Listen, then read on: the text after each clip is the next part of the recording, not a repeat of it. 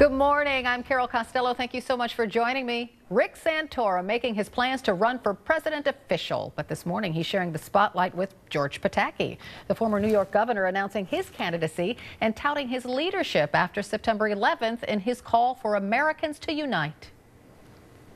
We need to recapture that spirit, that sense that we are one people. When we do, we will stop empowering politicians and empower ourselves with the opportunities to have an unlimited, bright future. Pataki, now one of 8 Republicans who has officially thrown his hat or her hat into the ring. While pundits may be predicting a face-off between the eventual Republican nominee and Democratic frontrunner Hillary Clinton, she's facing a surprising and potentially strong challenge from the left. And it's not from Joe Biden, but from Bernie Sanders, the self-professed socialist senator from Vermont.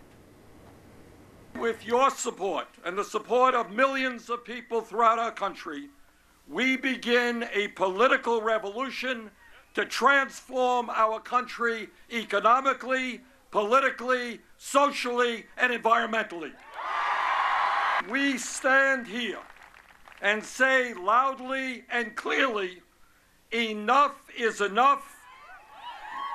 This great nation and its government belong to all of the people and not to a handful of billionaires. That was Sanders at his campaign kickoff earlier this week. A new Quinnipiac poll is out, and it shows his views may be gaining traction. Sanders is currently in second place among Democratic voters. It's a distant second to Hillary Clinton, yes, but several steps ahead of Joe Biden. Who would have figured? So let's talk about this. Jason Johnson is here as a political science professor at Hiram College, and Larry Sabato is the director of the University of Virginia Center for Politics and the author of The Surge, 2014's big GOP win and what it means for the next presidential election. Welcome to both of you. Good morning. Good morning. So Jason, Bernie Sanders, socialist, 15%, ahead of Joe Biden, socialist. I think we can change the word socialist to I don't like Hillary. And I think at this particular point, you have a large number of Democrats who just don't like Hillary Clinton, they don't like the Clinton legacy, and they're looking for an alternative. I don't think he's going to provide much of a challenge. I don't even think he's much of an ideological challenge. I think that this is a resistance vote, and it's all going to disappear by the time we get to Iowa next spring. Yeah, but Larry, Joe Biden, talk about name recognition. He's the vice president of the United States. Well, Carol, he's not running. You know, he's told a few people privately, yeah, I'm going to run, but we see no evidence whatsoever of a real campaign being put together. If he were running, then I think he would be in second place. But you know, Carol, somebody had to be in second place to Hillary Clinton. There are going to be several other candidates. Somebody's going to be number 2. Bernie Sanders is doing relatively well because he stands for something. He's not afraid to say it.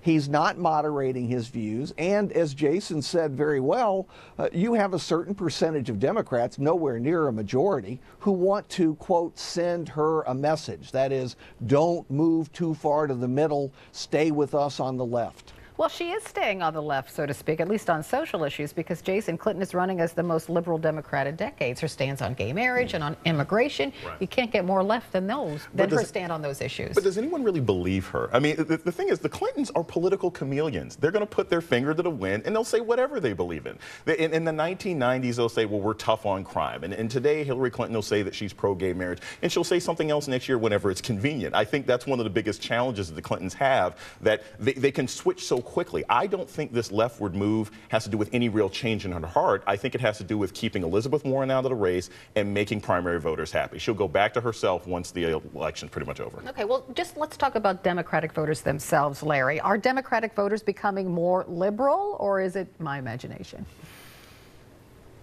No, it's not your imagination. If you compare their issue positions in the 90s when Bill Clinton was president with today when Barack Obama is president, you'll find that they have moved left considerably, not just on social issues, but also on some economic issues.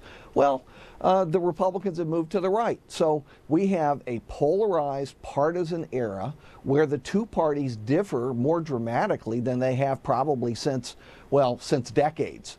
So that's the system that people are presented with. And let's remember, it's the party bases that drive the candidates and where their positions are.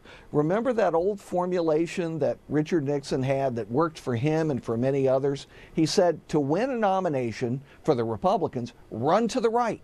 And then when you get the nomination, scamper back to the middle for the general election. For the Democrats, it's the opposite. Run to the left to get nominated, try to scamper back to the middle for the general. There's still some of that, even though the party bases are much more ideological than they used to be. All right, I have to leave it there. Jason Johnson, Larry Sabato, thanks to both of you. I appreciate it.